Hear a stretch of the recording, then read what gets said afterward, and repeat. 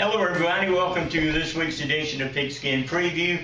David Johnson will join us in just a little bit. We'll talk about a very light schedule, only 3 games involving teams in our coverage area coming up on Friday night. But first, I want to spend a little time with a familiar face among Walton County athletic community, Don Williams here at the head football coach at George Walton Academy.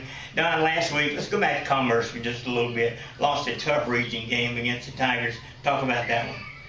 Well, we knew going in they had a strong line of scrimmage, and we know that we've got some young, inexperienced kids in the line of scrimmage, and defensively we had a linebacker and a defensive tackle missing. Of course, that wasn't the cost of our loss, but we did lose 2 interior people, and they just they ran it between the tackles, and we couldn't stop them, and that was the ball game. We played hard, played good, but we just couldn't stop them. Steve Savage not the coach at Commerce anymore. Could you tell the difference in the style of football they played? Seems like the same thing. I mean, they were very simple, very aggressive, and didn't make a lot of mistakes, and it's just Commerce football. Mm-hmm. All right, let's talk about this week. Who's on the schedule for you? We've got Hebron Christian School out of Decula, and they are a passing team, spread team, which matches up with our strengths. So, it's first time really this year that we've really played a true spread team. I mean, they're going to be in spread all night long, and so defensively we feel like they're throwing the ball and just kind of playing to our strengths defensively. I know speed, one of your attributes. Can they match you speed-wise? We've got a lot of speed. They don't have a lot of speed, but that would be, like you say, that would be our strength this year. And so we're going to be excited to play Hebron just to see what we do against a spread team for the first time this year. Hebron's been struggling a little bit. Can you tell what their biggest problem has been? I know you've seen a lot of tape on them. Well, this is their 3rd coach in the 4 years that we've been playing them. So I say that's their problem. But they're a new program. They're trying to find their way. Their kids do play hard, and but again, they're just trying to get their program going, and they just are inexperienced. Play at home this week, and I know this is a really balanced league. It is every year. Top 4 teams go to state playoffs. So you got to win your region home game. So this is a big ball game for you. This is it's amazing. We can't lose anymore. If we're going to go to state and possibly have a home playoff game, we got to win out. And but our kids we've had a great week of practice. They know the situation. So every Friday we just can't have a letdown. We've got to go out and play good ball. And last week, they did run it down our throat, but it's again, we beat ourselves more than they beat us. So we've got to cut out the mistakes that are costing us ball games. And David Johnson did a story about the top rushers in the county, and you're Stanley Williams right now with over 800 yards in rushing. He's got to cause problems for opposing coaches. What are Stanley's strong points? Stanley's he's a big-time competitor. He doesn't like to lose. Of course, his speed, everybody knows about his speed. But Stanley's a team player. When we talked to Stanley 2 years ago when he came over, we had good football teams then, and we knew through his career, we knew we were going to have some pretty competitive football here. And we talked to them about, if you want to come and be a part of our team, come be a part of our team. But, if you want to come be the team, then, it's not going to work here, because we're going to have a good team, whether you come or you don't come. So, if you want to come be part of it, yeah, you'll make us a better team. But Stanley's a special person. He's, like you say, he's gifted with the speed, but his vision. Yeah. His vision is unbelievable. And last year he had a great year. But this year, man, he's just, it seems like he sees it to another degree or two. It's amazing this year too, from where he was last year. So Stanley's just been a great person, not only for the team, but just to be around. I know this region's strong. You think he's sort of settled in? Maybe he thought it was going to be a little easier than it actually turned out to be? I think everybody that comes from the Gwinnett County schools, or really anybody that comes here is coming from a bigger school than George Walton. I think when they come here, they think, maybe we're not quite as good, or our talent is not quite as good as it really is. And we've had some awfully good kids here, and still have some special athletes here, and hopefully we always will. But I think he was surprised, because he came from Appalachian. I think they're 4A, if I'm not mistaken. Yeah, they are. So, he dropped down 3 classes.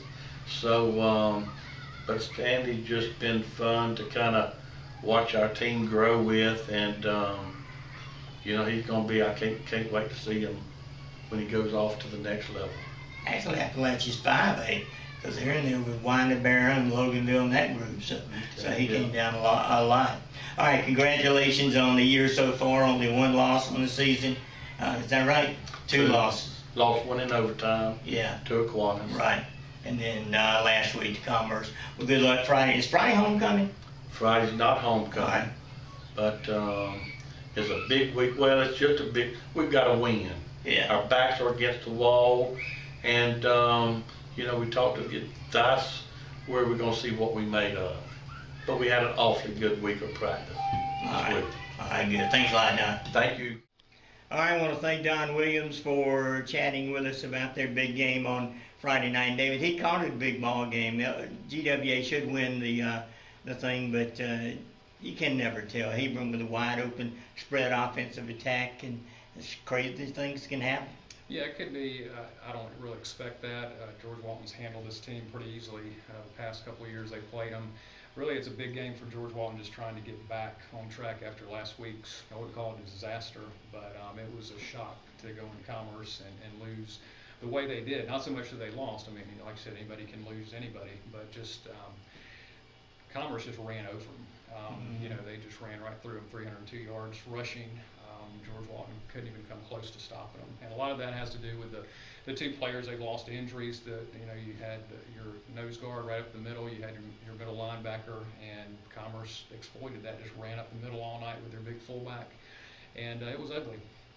So this week's a chance for them to kind of get back on track, hopefully fix a few things, and see if they can turn it around and get back in the region race. Coach Don mentioned those 2 injuries, and he didn't want to overplay it, but you take 2 starters from a Class A football team, and that's going to hurt you. Oh, it did. Yeah, you could tell, and Commerce ran right where they weren't, and so that really hurt them. But there's other things. There's a lot of things now that through 5 games, you can see some of George Walton's weaknesses have been exposed. They're got a new quarterback, first-year quarterback. They're having a hard time throwing the ball. They're having their line's not blowing people off the ball like they had in the past.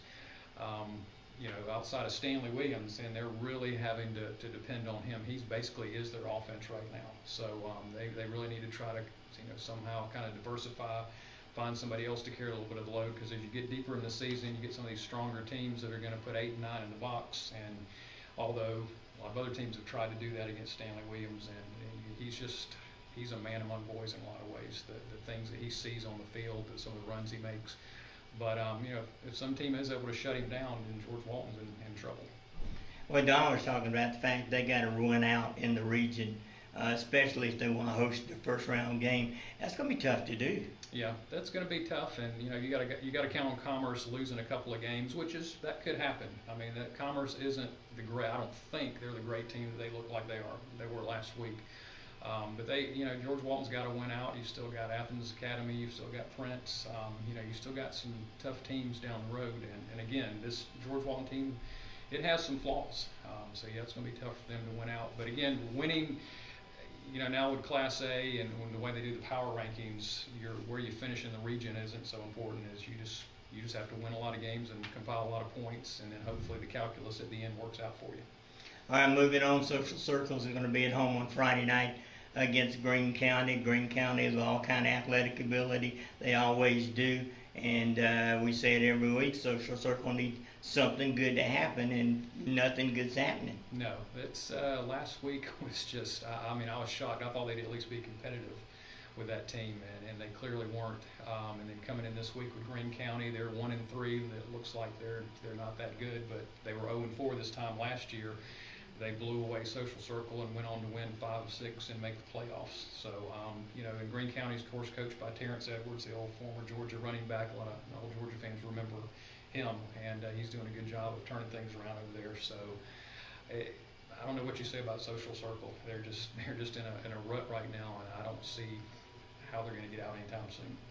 Robert Edwards, isn't it? Is it Robert? Is it Robert or Terrence? Either one. They're both Georgia. Okay.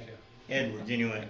But yeah, Social Circle, and this problem they've had for the last couple of years, they just can't find the end zone. No, and well, they can't stop the other team from getting in the end zone. They're giving up around 50-something points a game. They've scored through 4 games. They've scored 18 points, already a couple of shutouts.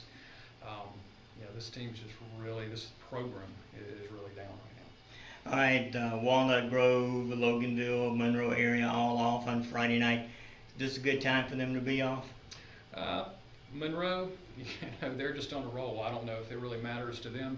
Loganville's kind of a downer, I think, after they bounced back last week after that Flowery Branch debacle. For them to come back last week, go to Athens, beat Cedar Shoals, that was impressive. I mean, I have to give it to them. That was really, for them to turn it around like that, that was a big deal. Seems like they'd want to keep playing and build on that momentum. I'm not so sure that's a great deal for them with Walnut Grove. Kind of shocked last week. I figured they would do a little better against that Lumpkin County team.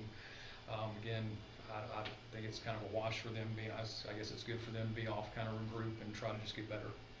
And Ben Reed said it in an interview after the ball game.